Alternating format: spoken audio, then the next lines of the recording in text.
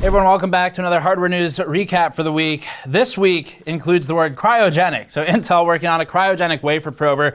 More future-looking technology, but really cool to talk about. DDR5 investments being made by SK Hynix. We've been talking about these for a while now, but it's getting more serious as time goes on. Ice Lake rumors for a June launch, and low-end Turing options could be coming later this year. Not that surprising, but one of them does include a GTX 1650, continuing Nvidia's naming scheme. And then finally, GN, we have a trip to Taiwan and China coming up, but this is not Computex this time. So we'll be leaving within a couple days here when this video goes live, or might be gone by the time the video goes live. So Andrew and I will be in Asia working on factory tours, and we'll talk about that as well. Before that, this video is brought to you by iFixit and the Manta Driver Kit. The iFixit Manta Driver Kit is built out as a generalized tool for repairs of all types, with a focus on game console repairs by including those strange proprietary bits, phone repair bits, laptop repair bits, and more. The Manta Driver Kit includes tri-wing bits, spanners, PosiDrive game bits, torque security bits, and everything else for general tech repair. Click the link below to learn more. 大家好，这周末我们去台北和中国看工厂. So this weekend, we are flying to Taiwan and China. We're going to be looking at some factories there, doing some factory tours with several of the companies that you all know and like or maybe dislike their products. Should be pretty fun. We do this typically around Computex. This time we're going a bit earlier. And I know I can say for fact we're visiting a few board partners. We are visiting EVGA in Taiwan, for example. We'll be seeing them, and hopefully Kingpin, so we might have him on camera, we'll see. And should have some really fun projects with him as well. And then we'll be visiting factories for, I don't know which ones I can name and can't, but for sure I can say we'll be visiting factories for at least 1 to 2 board partners, and I am pretty sure we're gonna have videos we can publish on them. So you'll be able to see some stuff about modern videos from us on how video cards, how motherboards are made, hopefully, and we have some old stuff, but things have changed a bit on the lines of the last few years, so we can show that. And then some videos on some case cooling, maybe power component manufacturing as well. So definitely, if you're not subscribed, make sure you are, or check back regularly over the next 2 weeks or so. We'll be there and publishing content. Hopefully, we'll see how, well, I mean, YouTube and firewalls in China might be a bit of a challenge, but we'll see. So yeah, check back. And I think other than that, you will probably want to see the KP content. So Kingpin, I'm not 100% sure what we're doing yet, but I do have an idea, and some of it might involve like custom mods from him or custom equipment from him to make mods in a sort of automatic fashion. So we'll see. I was instructed to bring the most expensive processor I have, and hopefully he will not destroy it. So I think should be a lot of fun. So make sure you check back. And then also very quick, just mention for those of you who saw the stream with Joe Stepanzi when he joined me on stream, a couple of people made up the Captain Overclock character, which was supposed to be a combination of I suppose, myself and of Joe. And we have some fan art. I think 2 people maybe submitted fan art of Captain Overclock, and we'll just put those on screen. So thank you for sending those in. We got a good laugh out of them, and they're extremely talented pieces of art. So thank you for sending those in, and we did get in touch with the people and offer some free merch. One of you turned it down, but if you do want it, let me know in the future. So first real news item here, other than the trip to Taipei and China, is the cryogenic wafer prober, which is Intel's new tool for quantum chips. And actually, maybe we can, for the editors here, maybe we can get a shot of our own wafer prober. We actually have one. It's not a cryogenic one, but we have a wafer prober that we picked up from one of the fabs when it was retired. So I can show you what one of those looks like for the sort of older method of probing wafers. This one, though, is different. This is built in collaboration between Intel, Bluefers, I think, and A4, I'm not sure how to pronounce the name, but it is built in collaboration with these companies. It's a big step forward for mainstream quantum chip production, and it allows for testing of qubits before they're manufactured. This is similar to how regular silicon transistors are tested and validated before going into further production steps and obviously into the chip itself. So currently, quantum chips are tested at very low temperatures, and they're tested at these low temperatures for potentially several months to validate that it works. And after the manufacturing process, is when the testing occurs for quantum chips, as opposed to regular silicon being assessed sort of within the manufacturing, within the fabrication process in a matter of hours or less, depending on the complexity of the design. So hours or less versus months for quantum chips. And this is supposed to resolve some of that issue of time. And the new cryogenic wafer prober, it looks like low-level manufacturing level testing will be much quicker with correction of errors in production as opposed to after production, and it's a bigger step towards pushing quantum computing closer to volume production. There's a quote here from Dr. Jim Clark, director of quantum hardware at Intel, who said, quote, "So far the past year, Intel has worked with Bluefers and Ford to combine our expertise and build a fast electrical characterization tool that can operate in the quantum regime. We hope that by designing this tool, the industry can use it to accelerate the progress of quantum computing." The cryogenic wafer prober will reside at Intel's Oregon campus, which, as we've reported, is getting major upfits. We've talked about this the last few weeks now. So the Oregon campus will have it to allow scientists to more accurately test the qubits on the 300 millimeter wafers down to temperatures of only a few Kelvin. So according to early testing, quote, "The tool has a novel ability to collect high-volume cryogenic data and create a statistical correlation of the increase in turn-on voltage between room temperature and cryogenic temperature. With this tool, Intel will be able to speed feedback into the silicon spin qubit fabrication line and accelerate quantum computing research and development." And quantum computing, of course, still a very new field, not one that we know very much about, but one that is very interesting to follow. So Intel's got a newsroom post if you want some more information, quotes on that, but not a ton of really technical details just yet. Next one, SK Hynix, fab investments and the first DDR5 chip. We've talked about this one before. Despite DRAM prices being on the decline, as we reported last week, this is good news for our section of the industry, SK Hynix remains optimistic that at some point, business will once again be booming. And so what SK Hynix is doing right now is investing, or preparing to invest, $107 billion in 4 fabrication plants across South Korea. Additionally, $49 million will be set aside for upgrading existing facilities, just some pocket change from SK Hynix. The company plans to spread its financial outlay over the next 10 years. And this is as it expects growth for DRAM to increase with thanks to AI and deep learning applications. In other SK Hynix news, the company recently detailed its first DDR5 chip. We've talked about these in the past. The DDR5 6400 chip is a 16 gigabit part, and it is supposed to operate at 6400 megatransfers per second with a voltage of 1.1 volts. Pretty good reduction over the previous DDR4 modules. The memory is produced using SK Hynix's second generation 10 nanometer class of fabrication process. And according to the company, a Hynix chip designer, Donghyun Kim, said that SK Hynix has to implement a new delay-locked loop, or a DLL, that uses a phase rotator and an injection-locked oscillator, as well as a modified forward feedback equalization, or FFE circuit. And apparently in plain English, these additions are supposed to ensure reliability of operation at the higher frequencies and offset clock-related issues associated with those high frequencies. So we'll hopefully at some point we'll get a chance to speak with some of the engineers about what these words mean in the sequence that they are in, because frankly, this is not stuff we're very familiar with at a super low level. So we're hoping to talk to some of them at some point, but for now, DDR5 is still on the horizon. The spec has been ratified for a while now, and it's just a matter of getting a platform and then getting chips and modules to mass production.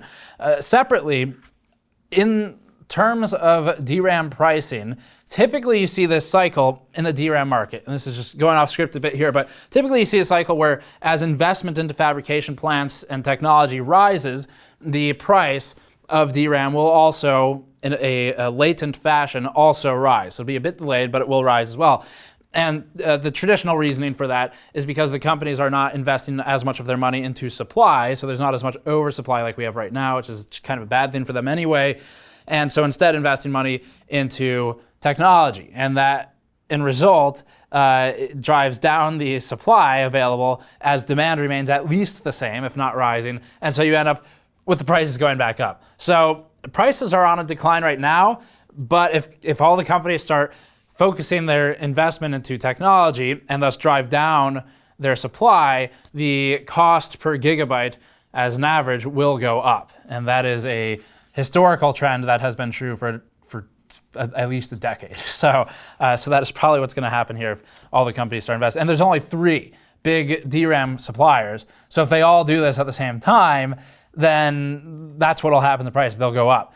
If one of them decides to break rank and produce oversupply and undercut the rest of them, then obviously that's good for us, and that's kind of how the market should work, but doesn't always.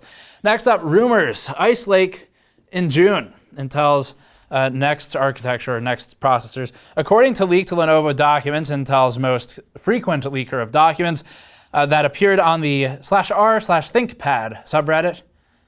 Apparently it's a thing. It must be a fun place. Intel's long-delayed 10-nanometer Ice Lake could appear as early as June of this year, which is really not all that surprising. But it would be a bit ahead of the Intel Holiday 2019 projection from earlier if it happens. So this is still sort of a rumor, but it's also leaked documents from Lenovo. And Lenovo's done this several times to Intel and Nvidia over the past 2 or 3 years now, and they've typically been accurate. So of the documents, it indicates that Lenovo will be refreshing its X1 Yoga line with Ice Lake Core i5 and i7 parts, and these new models will allegedly arrive in June of 2019. Meanwhile, in August of 2019, Lenovo is planning a refresh for its X1 Carbon line, and this should also, again, use Ice Lake processors. And as with all the leaks and rumors, usual prescribed amount of salt, but this one you could probably prescribe a little bit less. Low-end Turing options could be coming later this year, and we have, I guess we'll bundle one other news item in here that's kind of brief. Let's start with the one that I just saw before starting the video. There's a GTX 1650 rumored to come out, and I think that comes from a tweet from an industry analyst of sorts. So there's a 1650 that's rumored, and we'll put his tweet up on the screen. It's supposed to have 4 gigabytes of memory. It's supposed to be below the rumored 1660 non-TI SKU. And we have yet to see a 2 gigabyte model of the Turing GPUs. So we'll see if that sort of memory capacity dies off with time. But following the release of the long-awaited and rumored 1660 Ti, DigiTimes is now reporting that Nvidia is planning to further flesh out its Turing low-end. And DigiTimes says, quote, Nvidia is set to release 2 more medium and low-end graphics cards in the second quarter of 2019 as part of its efforts to enhance its presence in the GPU market and dampen competition. According to the article, and we'll have a link to them in the show notes below, the 1660 should be a March 15 release. In theory, the 1650 would be April 30th, and the minimum price tags would be $230 and $180 respectively. And then specifically here, and sort of interesting, the report states that Nvidia wishes to keep AMD's market share under 25% and preferably under 20% if possible, according to the DigiTimes reporting. Now, presumably, Nvidia would also like to keep AMD's market share close to 0%, so none of this is really that surprising. But supposedly the new Turing options are intended to put pressure specifically on AMD's mid-range low-end cards, and also Vega 64 from the top with some of the more recent launches like the 2070, 2060, things like that. So AMD is going to have pressure now from the 570 up to Vega 64 at this point, and then Radeon 7 might be doing the opposite, applying some pressure to RTX 2080, and we'll be talking about that part more in the future. Next up, Dell. Dell's 2020 legacy of good plan. Dell's never been that great at making these types of names. Dell is proud to announce its ability to recycle 2 billion pounds of e-waste. So Dell is ahead of its target. Originally, it planned to recycle 2 billion pounds of e-waste by 2020. So as the Dell newsroom announcements and PR statements imply, it looks like Dell is working with some companies to convert diesel engine exhaust into printing ink. Sort of an interesting investment there.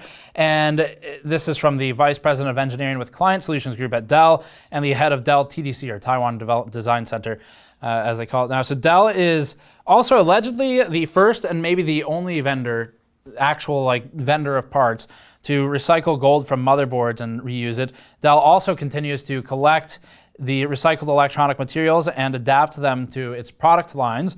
And the company is aiming to see 100 million recycled materials by 2019, by April actually.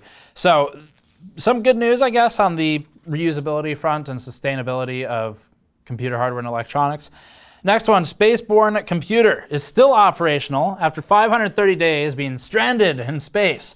The pair of HPE Linux-based servers, collectively known as the Spaceborne computer, were sent up to the International Space Station in August of 2017. Now, after more than 530 days up in space and 3 months after the planned October 2018 return, the computers are still operational. The servers, which are capable of supercomputer processing power, were part of an experiment to see how durable they would be in space, quote, without specialist treatment. HPE senior content architect Adrian Kasbergen told BBC that they could return in June of 2019 and that they have mostly functioned without issue. According to Kasbergen, though, there have been some issues with the redundancy power supply and the solid-state drives. However, they were corrected by the autonomous management software and were part of the experiment. HPE is currently working with NASA in preparation for the planned 2030 Mars flight, as well as working with Elon Musk's SpaceX, which also just recently got green lights from NASA to do some more launches. And then the final news item is one that you've likely seen by the time you're seeing our video, but might as well throw our hat in the ring. USB IF announces its new USB 3.2 terrible standard. And so let's just kind of do the same thing as I'm sure all the other news reports are doing. Go back through history a little bit. USB 3.0 meant USB 3.0 originally. And it later was rebranded to be USB 3.1 Gen 1. So the .0 was dropped. There is technically no more USB 3.0. It doesn't exist. It became 3.1 Gen 1, no change to the spec. And then there was a USB 3.1 Gen 2, which is a bit faster speed, in kind of a significant enough way that it might have deserved a different version number or something. And then now there's a USB 3.2. So it's not 3.1 Gen 2, that's already a thing. And it's not 3.1 Gen 3, it's 3.2. And here's the good part, USB 3.0, which became USB 3.1 Gen 1, is now becoming USB 3.2 Gen 1. And then USB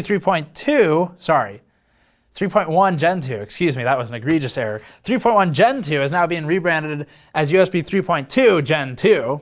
Of course, that's what you do. And then the last one is USB 3.2 Gen 2x2, or 2x2 if you prefer, which is apparently, I guess because USB 3.2 has double the throughput of USB 3.1 Gen 2, which is now USB 3.2 Gen 2? I think that's right. Yes? Yeah, 3.1 Gen 2 becomes 3.2 Gen 2. So that, yes, so then 2x2 is the doubling of throughput of that. And so Eric Hamilton writes our news recaps here, and sometimes has some pretty funny clips in here. And this one was just simply to avoid confusing consumers, parentheses, too late, the USB IF suggested the use of marketing terms such as super speed USB, parentheses, USB 3.2 Gen 1, super speed 10 gigabit per second, USB 3.2 Gen 2, and super speed 20 gigabits per second, USB 3.2 Gen 2x2. And to kind of echo some of the concerns from our peers in the industry, one of the main ones is as a consumer, just an average consumer, not most of you, average consumer who is trying to get a faster, not USB 2 device and get up to speed, now is going to be sorting through content, how-to guides, or explanations of what's 3.0 versus 3.1, and all of that information is now wrong. So because USB IF has rebranded everything we've ever written and anything anyone else has ever written using the old names, 3.0, 3.1, so forth, that's all now incorrect and obsolete because the names have changed, which is just completely insane.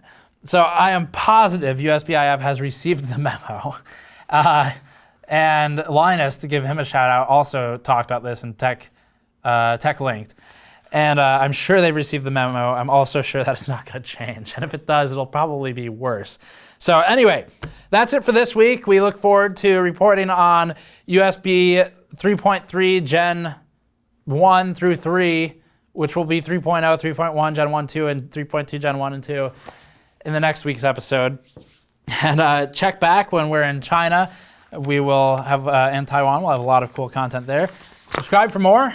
Go to store.gamersnexus.net to pick up a blueprint shirt like this one, or patreon.com/gamersnexus to help us out there as well.